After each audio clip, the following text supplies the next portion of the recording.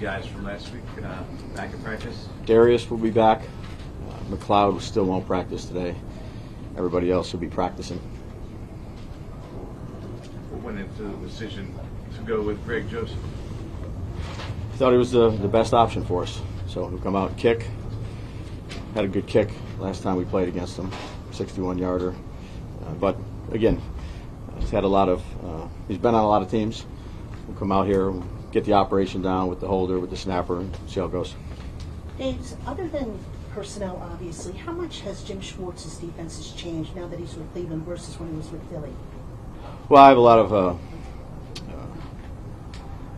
of respect for Coach Schwartz. He's been doing it a long time. Started way back in Cleveland with that group of young coaches.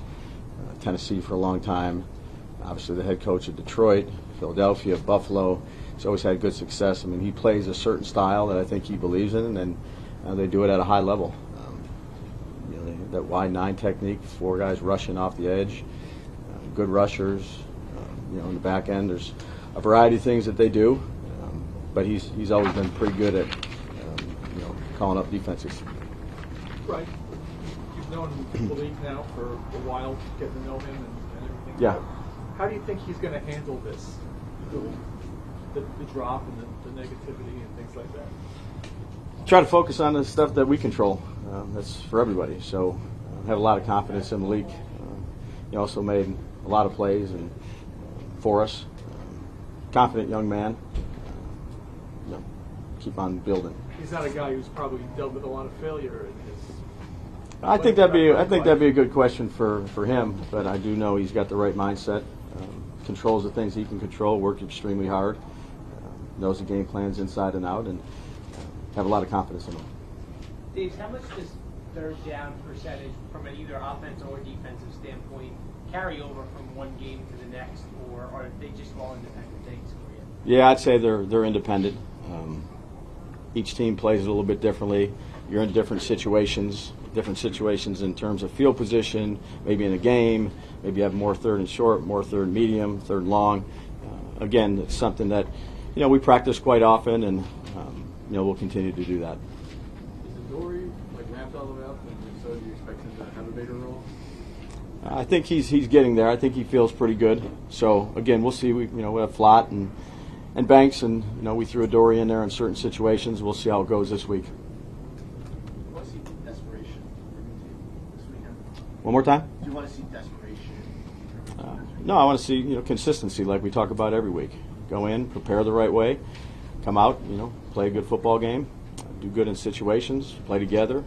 Each week is its own week, and we'll just focus on the Browns this week. Dave, how do you think your defense has been adjusting to Bowens? Yeah, well, good in the red zone last week. I thought, good in the first game. There was some things last game, really in every area, but I think Shane's done a really good job, leading his group, our group, the defensive group. Obviously, certain things we got to, correct and fix, and that's what he'll do, and we'll do. Did you mention 0-2 in your team at all this week? Yeah, I'd say once we talk in our meetings, we keep in our meetings. I mean, but is records and 0-2 versus going 1-2 or 0-3? I mean, is that up there or is that down there? Yeah, I'd say the focus is on doing everything you can do this week, like we try to do every week. You put as much preparation time of going back and studying tape as coaching staff, trying to scheme things up in all 3 phases, and then the players come in and you have meetings with them, and you really got to focus on the game you're playing this week, which is the Cleveland Browns, who's they're 1-1. They just played a good game down in Jacksonville, played well on defensively, started off the game fast, made some good plays early on in the game, got off to a lead. The first game, it was a competitive game, I'd say all the way almost to the end of the first half, and kind of slipped away for them. So the second half, Turpin returns a punt there when they're a backed up situation. Now you're playing out of sorts on offense, against a really good defensive team that can get after the passer. They turned the ball over twice, gave up a punt return. So that's where our focus is on, the Cleveland Browns. Do you change practice workload this week with a short week and a game coming next Thursday? I wouldn't say a ton, Pat. That's something that we've talked about. Aaron Wellman has done a great job since he's been here with practice schedules, reps, pulling back, adding more. We've kind of allotted I'd say the last 2 weeks, the amount of reps, the accumulative of reps to, you have another one pretty soon right after this. So it's really been accumulative since the beginning of the season. You kept 6 or 7 guys in the pass break, more than most teams in the league. One more time? You kept like 6 or 7 guys in, more max protected than other teams. The way your O-line has played, does that give you more confidence that maybe you don't have to do that as much from what you see from the O-line? Well, there was a reason for it too. It wasn't necessarily, it was, some action stuff where you're making the run and the pass look the same. So, again, we used quite a bit of action, I would say, last week that complemented the runs that we were running.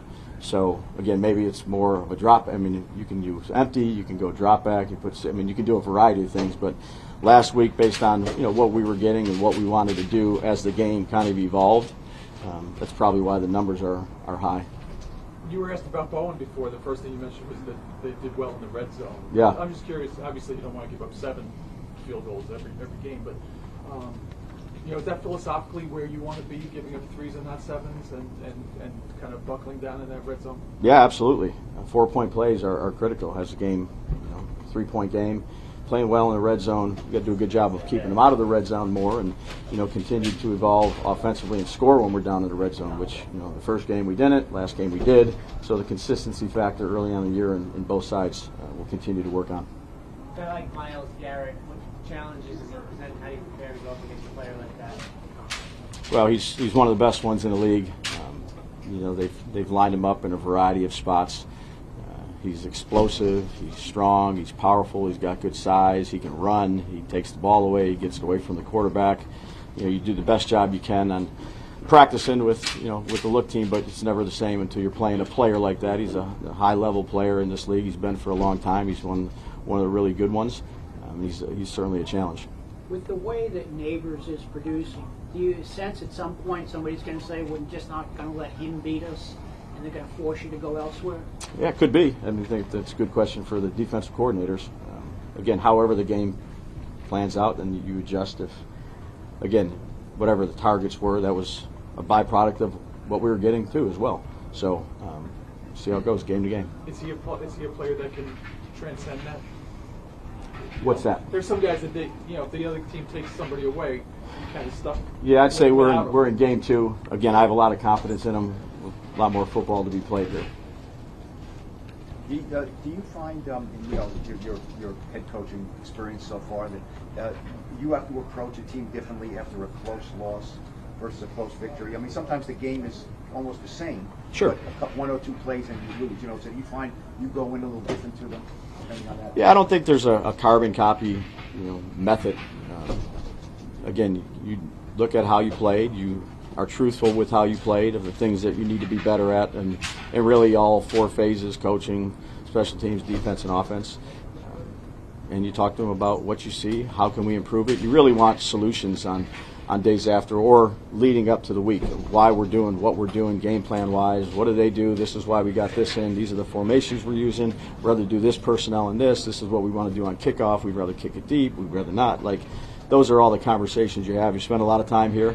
You put everything you got into it, and you try to be as truthful and honest as you can when you go through, whether it's a win, whether it's a loss. But consistency is important too. You don't want to ride a roller coaster.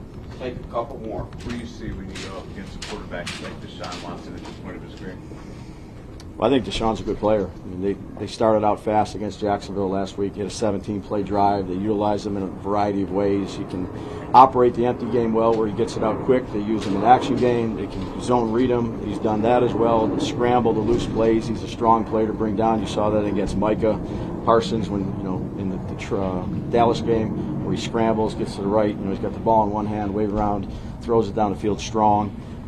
He's played the game for a long time. I got a lot of respect for Deshaun's game. Just in addition to Myles Garrett, what sort of challenges does the Cleveland defense present to you guys? A lot. They can get after the passer. They're a penetrating front. They play, they play a lot of man-to-man, and then they mix in their zones. They do a good job at disguising. They've been effective. I think Coach Schwartz, like I said before, does a great job. And then they got good players. Ward's a heck of a corner. All 3 levels, they're well coached. What did you see from Daniel this past week that you didn't see before? Each week's different, but I told you before, I thought he improved. continue to try to do that. Made good decisions, threw the ball where he needed to throw the ball, and that's what we'll try to get him to do this week.